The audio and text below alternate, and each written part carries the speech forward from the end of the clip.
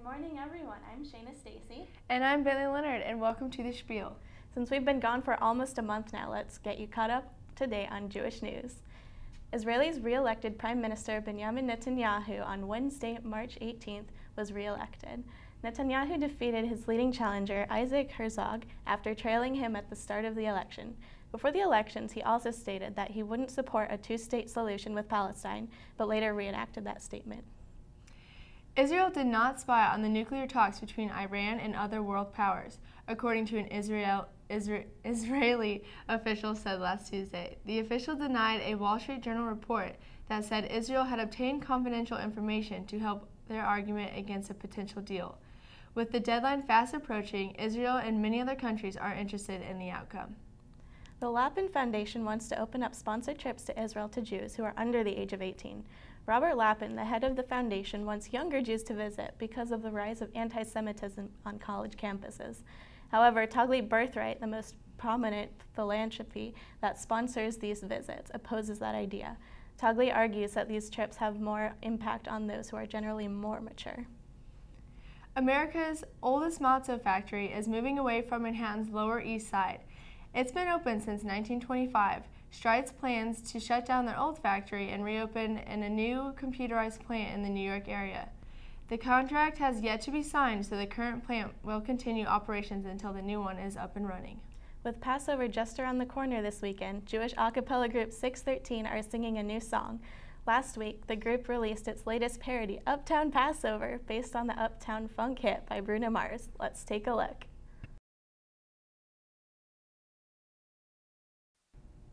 Well, that was funny. Good video. Yeah. Wasn't my favorite song, but slowly becoming my favorite song. They're so entertaining. It was like, you know, I didn't really like the song at first, but now it's just so catchy because it's everywhere. So who were those guys? Just some fun random guys who decided to do that? They're a Jewish a cappella group called 613, and I don't know if they're from a school, but they're all Jewish and they have really nice voices. Do they have more videos? Do you know? Yeah, they have a whole YouTube channel. Fun. Yeah. Well, good. And then on top of that video, we also have an interview that you did. I did. I interviewed Rabbi Neil Schuster about Passover and his involvement with KU Hillel, and that was really fun. I got to learn a lot about him. Very cool. Yeah, so let's take a look. Where you go to college makes a statement about you. This place will become a part of you, your identity for life.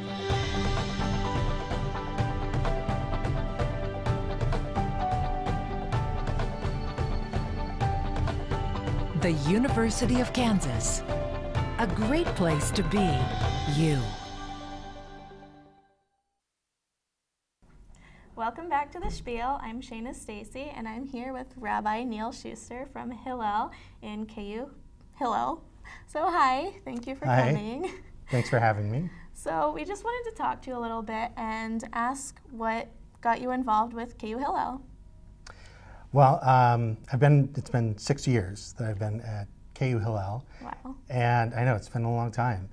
Before that, as you know, I was at Congregation B'nai Yehuda in Overland Park. And you know, I did that for 6 years, and while I was doing that, Jay Lewis and I, Jay is the executive director at KU Hillel, we became good friends. We did a lot of things together. We have kids who are the same age, and we always talked about how great it would be to work together.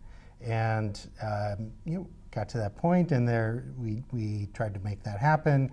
And then there was an opportunity that came through of a funding opportunity for this position called Senior Jewish Educator, which was a little bit of a different approach to having a rabbi in a Hillel. Not really kind of the traditional Hillel rabbi role, where you know it's all about doing services and kind of those things. It's really more about engaging students out where they're at and taking really kind of an educational approach to the role. So what was Hillel like before you came? You know, before I came, Hillel was exceptional. It was great. What I was able to do when I came, it was able to bring another level. It was able to take it to a new kind of stage where it wasn't just programmatic excellence, but there was also kind of a content excellence that we were able to add. So we talk about breadth and depth. Breadth is you're reaching a lot of students. Depth is how deep are you going with those students. So I was able to bring a new type of depth. So you've been really finding the balance between reaching all these kids and also getting deep into the Judaism. I would say I've been looking for the balance. I don't know if I found it. It changes all the time. It is a work in progress. Yeah, yeah. And really the constant change is part of, it's part of life on a university campus. I think that it's part of any effective organization where you have to be constantly changing. KU has become a go-to Jewish school. Every year we get students who come and they say, I want to go somewhere where there's a really good, vibrant Jewish community. So I'm looking at Indiana and Arizona and Kansas. I mean, who ever would have imagined that someone would put those schools together as far as Jewish life? I don't know about party life, whatever. Schools. Yeah, but it's a destination Jewish school. People are coming from all around the country. It seems to have become that. You're Yeah. right. Well, thank you. And we can't forget about the upcoming holiday we have. Can you tell us a little bit about Passover this weekend? You're not talking about Easter, so. Not Easter. All right, so Passover starts this weekend, and Passover, or Pesach in Hebrew, it's a spring festival, and it's the festival of freedom. And boy, there's so much I can say about it. Of course.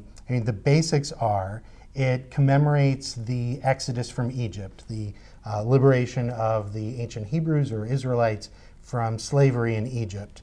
And we commemorate it each year by retelling the story.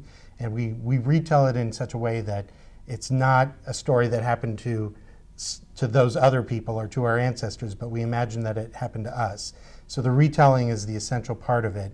And we do that retelling on the first night of the holiday, or first and second night, at a Seder, a ritual meal.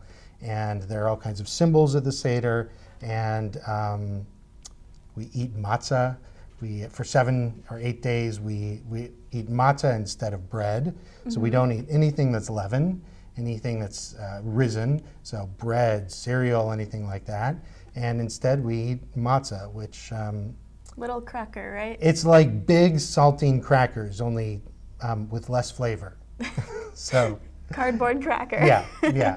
That's matzah. Although it comes in all kinds of forms. You get your classic square. Mm-hmm. You get your round shmura matzah, which has been watched from the field all the way through the process. So we've learned a little bit about the holiday. Now tell us a little bit about what we have in front of us here. Sure. So, and I should say the whole idea of matzah, like why matzah and not having something leavened.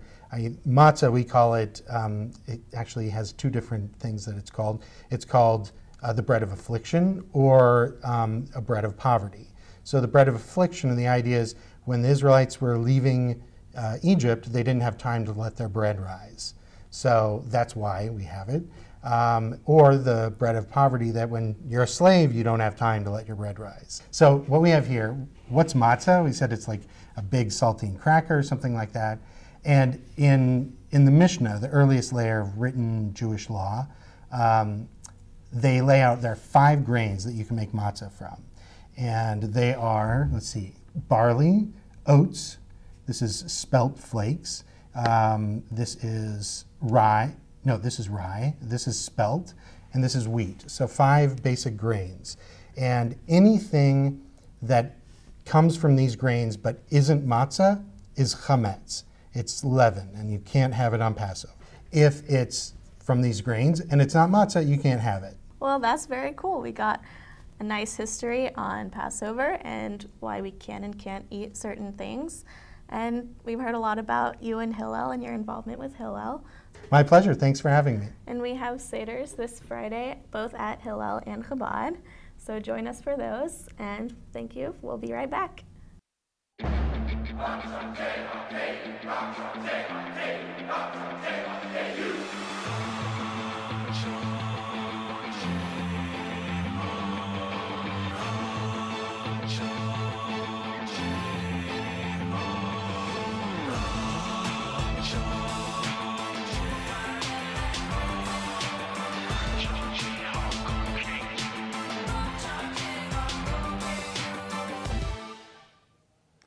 welcome back to TheShpiel. So we just saw that interview. Seemed really cool. We learned a lot of fun stuff about Passover. Yes, definitely. So Yeah. what's one of your favorite meals for Passover? Definitely matzo ball soup.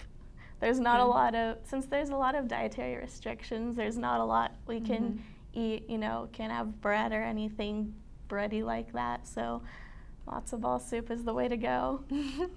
Sounds good. I might have to try it out. Yes. Do something. Yes. Like that. Very So cool. we're about to look at one of Bentley's videos she made. Tell us about that. So basically I had to make a how-to video, and I'm not the most crafty person, but I basically just cut out in paper and made a Star of David that you can hang on a wall. Oh, cool. Something you can do with young siblings, cousins. Did you hang it little on your kids. wall? I did. It's Oh, cool. actually stuck on my wall next to a bunch of pictures and stuff. So Oh, beautiful. we'll take a look and you guys can see how to do it in case you want to do something fun.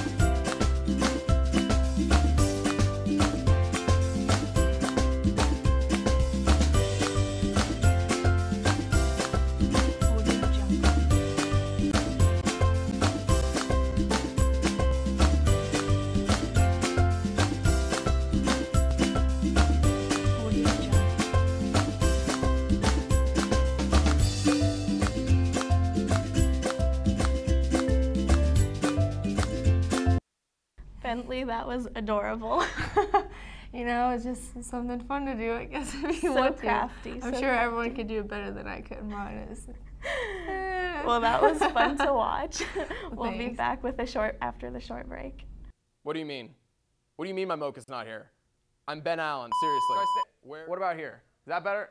Oh, now my arm's disappearing. Obviously, this is even worse. Make sure you tweet at us at 3InKey on Twitter. I don't know where else you would tweet at us, but you should do that because I'm lonely and I need friends. Please follow me, Ben Allen Sports. It'll make your day better. Probably not. It'll make mine better though.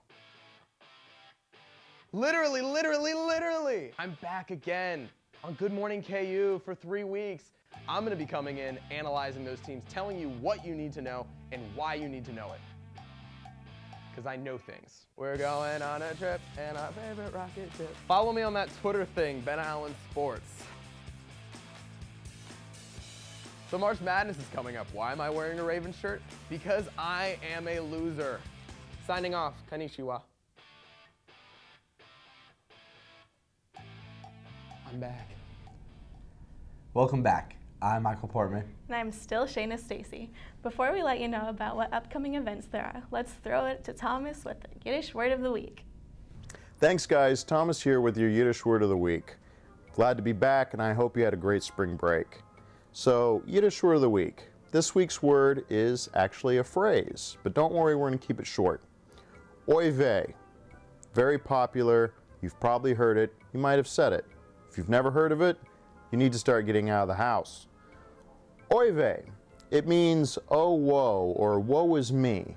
It's an exclamation of dismay. So, long lines, not so good news. Oy vey. Herschel. The line at Katz's Deli is 45 minutes long. Talk to someone. Do something about this. The wait is an hour. Oy vey. Thanks, guys. Glad to be back. Take care. Oy vey. Thanks, Thomas. Now, since Passover starts this weekend, here are the Seders you can attend to celebrate. KU Hillel hosts their Seder this Friday at 6 p.m. here at the Kansas Union. Tickets to attend are $18 and you can register at KansasHillelWuFu.com. KU Chabad will host 2 Passover Seders. The first one is this Friday as well, starting at 7:45 p.m. at Chabad. The second one is 8 p.m. on Saturday. You can register at hawkseder.com, and a suggested donation of $18 is welcome. Lastly, Congregation Beth Shalom in Overland Park will be hosting the Community Seder this Saturday. The Seder starts at 7:30 p.m. More information can be found at bit.ly/KCRabbis. Well, that's it for upcoming events. We'll be back in 2 weeks, but since today is April 49th, we want to wish you a Merry Christmas and Salam to all. Happy Passover.